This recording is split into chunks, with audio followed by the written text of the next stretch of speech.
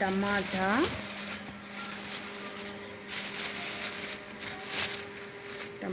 Capsicum, బెండకాయ,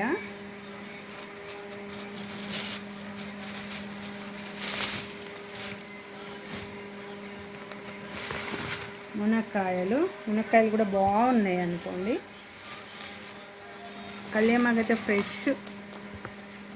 fresh కళ్యామాకు, పచ్చిమిర్చి, బీరకాయలు కూడా బాగున్నాయి.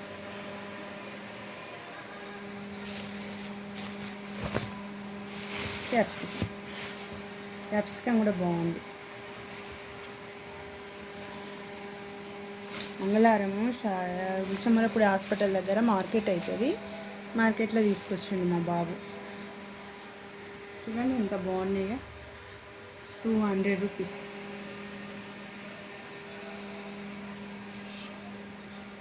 Okay friends.